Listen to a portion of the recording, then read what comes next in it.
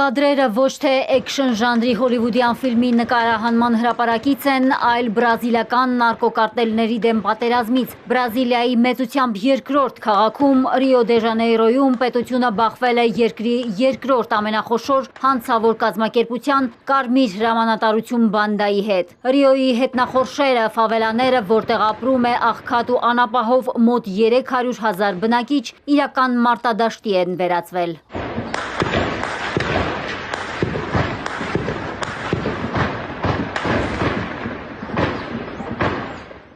Այսպես կոչված կարմիրների դեմ արյունալի պատերազմին ներգրավվել է ավելի քան 2500 ուժային։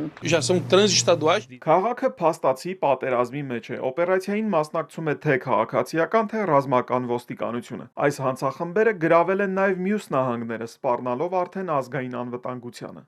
Սկսվել է փոխհրաձգություն, հզոր պայթյուններ են որոտացել, հանցավոր բանդան կիրառել է նաև ԱԹՍ-ներ, որոնք ռումբեր են նետել ոստիկանների վրա, պայթեցվել են տասնյակ ավտոմեքենաներ ու բարիկադներ, մահաբեր դիմակայությունը խլել է ավելի քան 80 մարդու կյանք, զոհվել են նաև ոստիկաններ, կան բազմաթիվ տուժածներ, այդ թվում իրավապահներ ու քաղաքացիական անձինք։ Քաղաքի թմրաշուկայի 70%-ը վերահսկող կարտելները լոքդաուն են հայտարարել, բնակիչներին հորդորելով դուրս չգալ տներից։ Տեղացիների պնդմամբ զոհերից շատերի մարմիններն ընկած են փողոցներում։ Ռիոյի բնակիչ Վալերիային ոստիկանները տեղեկացրել են, որ տղան զոհվել է, բայց արգելել են մոտենալ մարմնին, պատճառաբանելով, որ տարածքը շարունակում է մնալ պայթյունավտանգ։ It's սարսափելի ցավ է, ես չեմ կարող մոտենալ սպանված որդուս մարմնին, չեմ կարող անգամ օգնել վիրավորներին։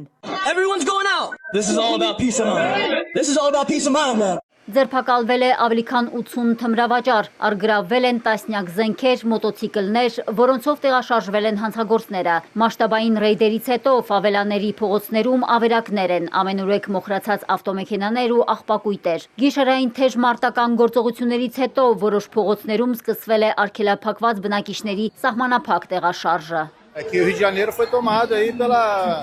Ռիո դե Ժանեյրոն գրավել էին հանցագործները, այստեղ սահմանվել է արտակարգ դրության երկրորդ աստիճան, փորձում ենք տուն հասնել։